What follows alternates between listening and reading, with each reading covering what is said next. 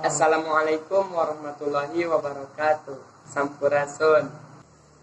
Yang saya hormati Bapak Ketua STKIP Pangeran Dharma Kusuma. Yang saya hormati Bapak Ketua Kaprodi. Yang saya hormati Bapak dosen pengampu yaitu Bapak Ustadz Salman Al-Farisi. Sebelumnya perkenalkan, nama saya Syahril Nuramdani, kelas 1E, Prodi Ekonomi. Saya berasal dari Garut, Kota Intan. Dan saya izin memperkenalkan sahabat-sahabati yang menemani saya di video kali ini. Nama saya Ana dari kelas 1E, Prodi saya Ekonomi. Asal saya dari Garut, Kota Intan. Perkenalkan, nama saya Muhammad Rifki, saya dari Kabupaten Garut. Saya Edini Hanifah, kelas 1F dari Kabupaten Garut.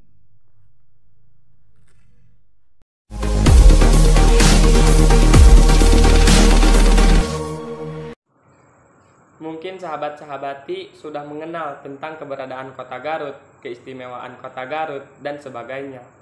Saya dan tim saya izin menampilkan sebagian gambaran tentang Kota Garut. Dan sahabat-sahabati akan ditemani sama Teh Aidini.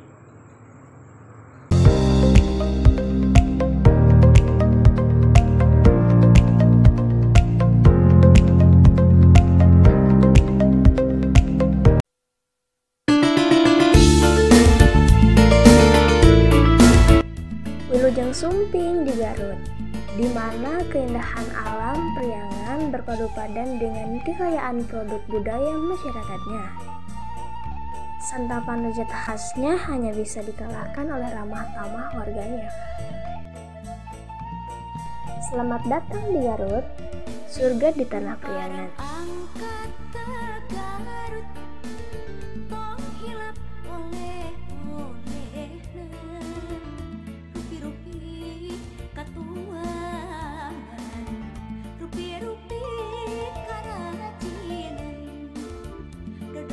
Garut tak hanya terkenal dengan julukan Kota Dodol. Sejak dulu Garut juga telah dikenal dengan julukan Swiss Panjapa. Awal mula Garut dijuluki Swiss Panjapa adalah karena pegunungannya yang indah, dari Gunung Papandayan, Gunung Guntur, Gunung Cikurah, dan masih banyak gunung lainnya. Karena keindahan alam pegunungan Garut ini, seorang penulis Ahmad Abdullah As-Saigal mengabadikan keindahan Garut dalam novelnya yang berjudul Fatat Garut tahun 1928. Garut sebagai sebuah kota kecil dengan wilayah geografis yang sangat luas. Garut memiliki cukup banyak bangunan bersejarah. Salah satunya dapat dikatakan merupakan ikon kota Garut, disebut Babancong yang konon hanya ada satu-satunya di Indonesia. Babancong yaitu sebuah bangunan kecil mirip persenggahan berbentuk panggung di sisi selatan alun-alun atau lapangan Oto Iskandar di Nata. Babancong didirikan bersamaan dengan pendirian Gedung Pendopo, alun-alun, Masjid Agung, dan kantor presiden tahun 1813. Dan saat ini alun-alun kota Garut sedang dalam proses renovasian. Terus dibukanya hari Kamis. Ini kalau ini dibuka sama gubernur awal bulan Februari, paling telat. Kalau paling cepat sih tahun baru tuh dibuka. Ya kan biar masyarakat lebih betah. Majulah, masa mau gini-gini terus kan. Berikut kan alun-alun dulu konsepnya udah pada rusak gimana. Ini istimewa lah. Biar masyarakat jadi betah di sini.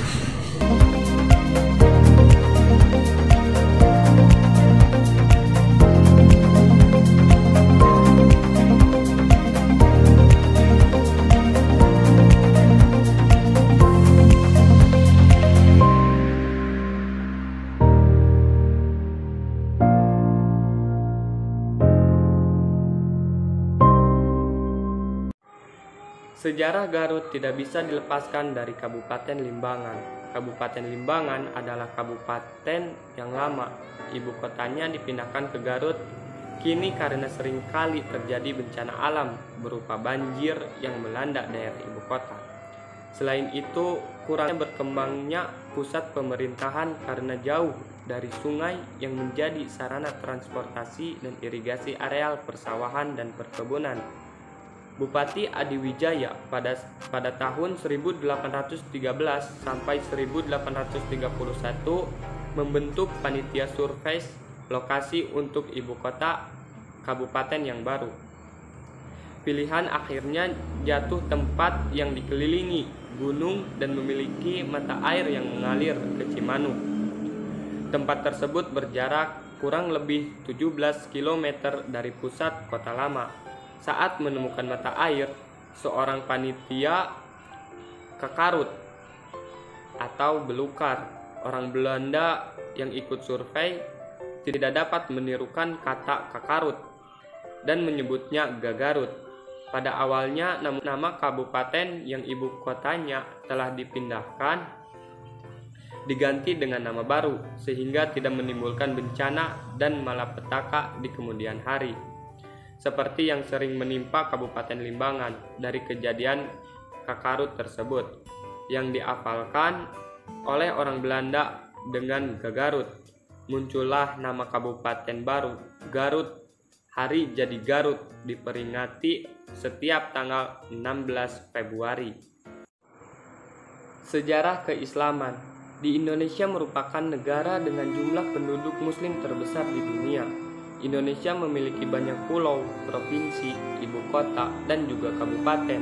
Salah satu daerah yang mayoritas penduduknya agama Islam, 99,79% adalah Kabupaten Garut. Tidak menutup kemungkinan ketika masyarakat Kabupaten Garut mayoritas beragama Islam, pasti terdapat tokoh yang sangat berjasa dalam penyebarannya. Terdapat beberapa tokoh penyebaran agama Islam yang tercatat dalam sejarah. Berikut 3 tokoh penyebaran agama Islam di Kabupaten Garut. 1. Sunan Godog. Sunan Godog Syekh Sunan Rahmat Suci atau Raden Kian Santang atau Raden Sanggara dilahirkan pada tahun 1425. Ia memiliki 2 saudara, yaitu Pangeran Wali Sungseng dan Nyai Mas Rara Santang. Ibunya adalah Subang Larang dan ayahnya adalah Prabu Siliwangi. Perjalanan Sunan Godog menyebarkan agama Islam adalah dimulai dari keinginan untuk mengajak Prabu Siliwangi memeluk agama Islam. Sejarah mendapatkan jawaban dari Prabu Siliwangi. Sunan Godog melanjutkan perjalanan untuk menyebarkan agama Islam. Sunan Godog melanjutkan perjalanan ke daerah Cilauteren, pantai Laut Selatan, wilayah Pamengpeuk, Garut Selatan.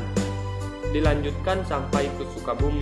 Di Sukabumi, Sunan Godog menemukan jodohnya, yaitu Nyi Lenggang Kencana, sekaligus menyiarkan agama Islam pada penduduk sekitar. Sisa hidup Sunan Godog adalah untuk menegakkan syiar Islam di Garut. Sebelum sampai ke daerah Garut, Sunan Godog melewati Kandang Haur, Pamanukan, Indramayu, Jambu, dan akhirnya sampai di wilayah Limbangan. Godog sekarang menjadi kecamatan Karangpawitan. Penyebaran Islam dilakukan ke arah selatan Garut, yaitu Sancang, Kandang Wesi, Bungkulang, Tim Bangenten, Tarogong, Panembong, Bayongbong, Batuwangi, Citajang, dan negara Pamengpeuk. Sunan Godog wafat pada tahun 1545 pada usia 120 tahun dan dimakamkan di kaki Gunung Karacak, Kecamatan Karangpawitan. 2. Sunan Cipancer. Sunan Cipancer Wijaya Kusuma lahir pada tahun 1510 Masehi di Kraton Geluh Pakuan atau Geluh Pakuan.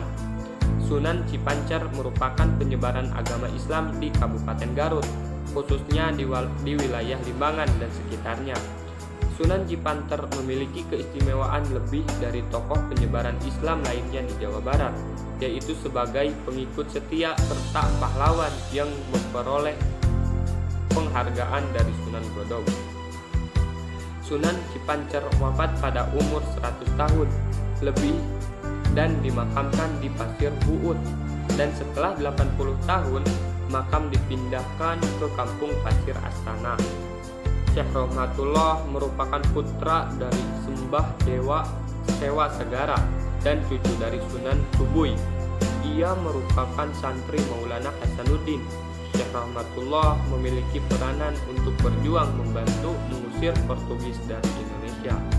Lalu ia menggambaran ke Tanjung Kuningan, sekarang Karbongkaler, dan menikahi cucu Sunan Tangkil bernama Raden Ibrahim dan menetap di pesantren Tanjung Simburu serta menjadi ulama besar.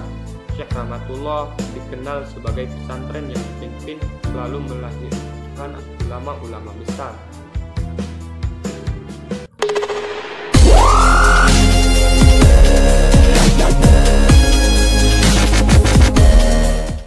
Bagaimana perekonomian di Garut pasca pandemi? Baik. Perekonomian Garut pasca pandemi yaitu pada jelang hasil jadi ke-209 di Kabupaten Garut, pemimpin Kabupaten Garut akan mengklarifikasikan produk UMKM premium. Pada tanggal 27 sampai 28 November 2021, Bupati Garut yaitu Pak Rudi Gunawan. Pak Rudi Gunawan menggelar acara Dekranasda Crop Expo yang diinisiasi oleh Dewan Kerajinan Nasional Daerah Dekranasda Garut, bekerja sama dengan Dinas Perindustrian dan Perdagangan di Perindang Garut di halaman Mall Ramayana, Kecamatan Garut, Kota Kabupaten Garut. Pak Rudi Gunawan mengapresiasikan kegiatan yang juga dihadiri oleh beberapa perwakilan Dekranasda di Kabupaten Garut lainnya. Ia berharap kegiatan ini bisa memulihkan perekonomian, khususnya ekonomi kreatif di Kabupaten Garut. Sementara itu, Ketua Umum Dekranasda Garut, Nia Kurniasari, menerangkan tujuan dari kegiatan Dekranasda Crop Expo ini bertujuan untuk meningkatkan serta mempromosikan produk unggulan khususnya asal Kabupaten Garut.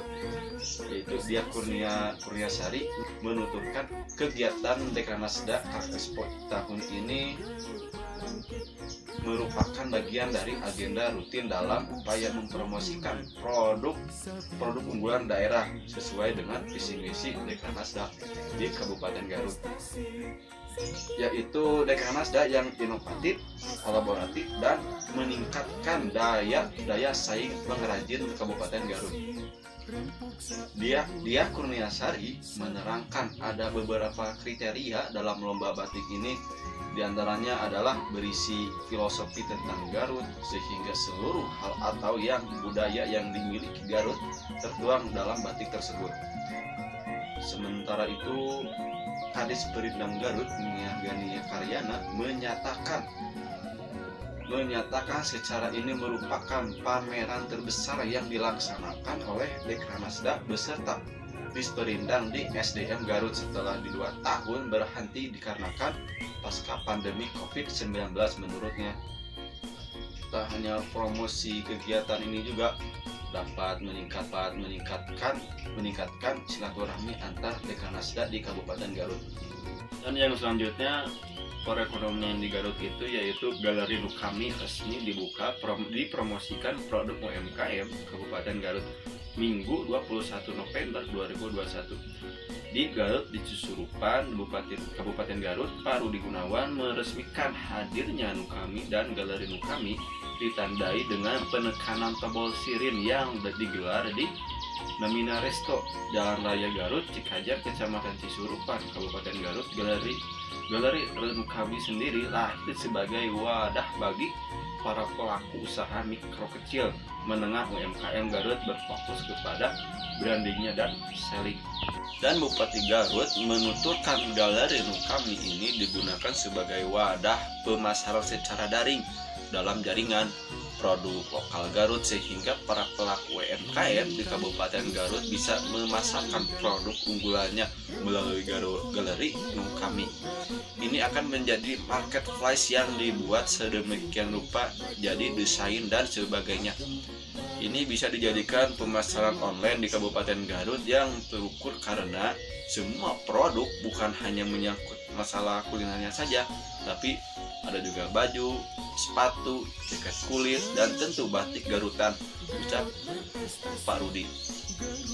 Kami ini kan artinya milik kami, milik semua. Marilah kita berkumpul di sini. Jadi kita bersama-sama mendiskusi segala macam untuk memasarkan produk ini, membuat produk ini dari kualitas bagus dan pemasaran yang bagus. Kata Ketua Yayasan Nukami, saat ini sudah ada 312 UMKM yang sudah terbangun di Galeri Nukami.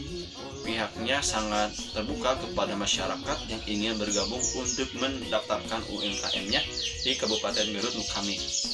Sementara itu, Kepala Dinas Koperasi UMKM Garut Suhartono mengapresiasikan adanya Galeri Nukami ini turut membantu mempromosikan produk UMKM di Kabupaten Garut agar produk UMKM di Kabupaten Garut agar lebih dikenal. Ia berharap dengan adanya Nukami ini bisa menjadi permasalahan utama para pelaku UMKM di Kabupaten Garut. Salah satunya masalah daya saing. Ya, dari begitulah perekonomian di Garut pasca pandemi. Sekian dari saya. Assalamualaikum warahmatullahi wabarakatuh. Garut, Garut bangkit, Garut berprestasi. Singkil warga pantang pasalia. Garut, Garut bangkit, Garut berprestasi. Rempuk sauyunan, yuk sabilulungan.